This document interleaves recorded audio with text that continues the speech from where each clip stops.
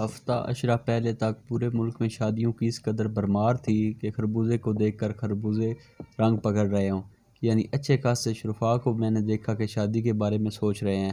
بلکہ ایک بزرگ نے مجھ سے کہا، عزیزم، بڑھاپے میں انسان کو رفیق کار کی نہیں رفیق حیات کی ضرورت ہوتی ہے۔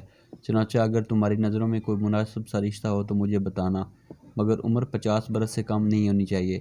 میں جانتا تھا کہ مرد تو 70 برس کی عمر میں شادی کر لیتے ہیں، مگر خاتون 50 سال کی عمر میں اس طرح کے اقدام کرنے سے گریز کرتی ہیں۔ چنانچہ میں نے عرض کیا کہ عمر کی یہ شرط شاید پوری نہ ہو سکے، چنانچہ اگر آپ مناسب سمجھیں تو 25 برس کے 2 رشتے تلاش کر لیتے ہیں۔ یہ سن کر عزیز تحسین بھری نظروں سے میری طرف دیکھا اور کہا کہ برخوردار، میں جانتا ہوں تم جو فیصلہ کرو گے وہ مثبت ہوگا اور صحیح ہوگا، لہذا مجھ سے پوچھنے کی کیا ضرورت ہے؟ جو مناسب سمجھو فیصلہ کر لو۔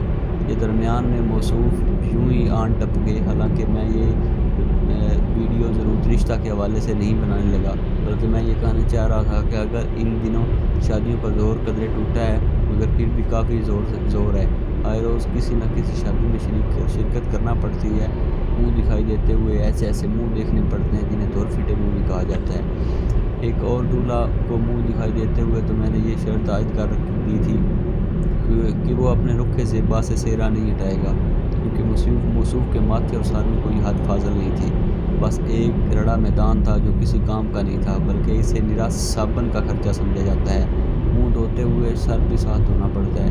مجھے سیروں میں لپٹے ہوئے دولہا اچھے نہیں لگتے، مگر اس روز محسوس ہوا کہ سیرا تو ستار ایوب ہے۔ ایک اور قسم کے دولہا سے ان دنوں میری ملاقات ہوئی۔ موصوف بہت خوش نظر آ رہے تھے۔ میں نے کہا، ماشاءاللہ تم تو بہت خوش ہو، مگر فریق مخالف کا کیا حال ہے؟ کہنے لگے، وہ مجھ سے زیادہ خوش ہے۔ میں نے کہا، وہ کیسے؟ بولے، وہ ایسے کہ تم نے دیکھا ہے اسے نہیں دیکھا۔ مجھے یہ دولہا میاں اپنے سپورٹس مین شپ کی وجہ سے بہت اچھے لگے، اور مجھے اس امر کی خوشی ہوئی کہ شادی کے بعد بھی اللہ تعالیٰ ان کے حسن ظرافت برقرار رکھے، ورنہ ہمارے ہاں حسن ظرافت کا مظاہرہ بس اتنا ہی کیا جاتا ہے کہ شادی کا فیصلہ کر لیا جاتا ہے۔ انہوں دنوں ایک اور نو گرفتار سے میری ملاقات ہوئی۔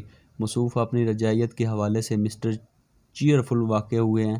واقعی مسٹر چیئرفل، جن کا ایک پاؤں کٹ گیا ہو، اور وہ اس امر پر بہت خوش تھے کہ آئندہ انہیں دونوں پاؤں کی بجائے صرف ایک پاؤں پہ جوتا پہننا پڑے گا۔ چنانچہ میں نے انہیں رستے میں روک لیا اور پوچھا کہ شادی کے تجربے سے گزرنے کے بعد آپ کا شادی کے بارے میں کیا خیال ہے؟ کہنے لگے کہ دوسری شادی کے حوالے سے میں تھوڑا جھجک گیا۔ نہیں میاں، میرا مطلب یہ ہے کہ شادی کرنا کیسا تجربہ ہے؟ بولے، بہت اچھا تجربہ ہے۔ میرے خیال میں ہر اس شخص کو شادی کرنی چاہیے جو شادی کے علاوہ کچھ نہ کر سکتا ہو۔ میں نے کہا، کیا مطلب؟ بولے، مطلب یہ ہے کہ جس طرح نابینا حضرات کو کوئی کام نہ ملے تو وہ کسی مسجد کے خادم بن جاتے ہیں، BA پاس کو دفتر میں نوکری نہ ملے تو وہ اسکول ٹیچر بن جاتے ہیں، اور ان دنوں کسی کو میڈیکل میں داخلہ نہ ملے تو وہ 10 وغیرہ سے میڈیکل کی ڈگری لے لیتا ہے۔ اس طرح اگر کوئی شخص زندگی میں جو کام کرنا چاہتا ہے وہ نہ کر سکے تو اسے شادی کرنا چاہیے۔ اس کے بہت سے فائدے ہیں۔ مثلاً کیا فائدے ہیں؟ میں نے پوچھا۔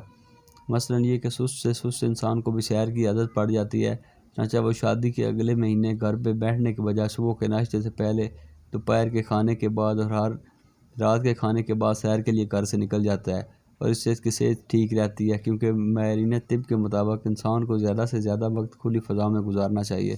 بلکہ ٹھیک ہے، اس کے علاوہ کوئی اور فائدہ فی الحال تو بس ایک فائدہ یہی ہے۔ ویسے بھی رجعیت پسند ضرور ہوں، مگر اتنا نہیں کہ تم سمجھ بیٹھے ہو۔ تاہم شادی کے حوالے سے کیے گئے سروے کے نتیجے میں جو ایک بالکل نیا نقطہ سامنے آیا ہے، آخر میں اس کا بیان ضروری ہے۔ یہ نقطہ بھی میں نے ایک دولہا کے منہ سے براہ راست سنا ہے، کیونکہ اسے فرام ہارسز موتھ کہا جا سکتا ہے۔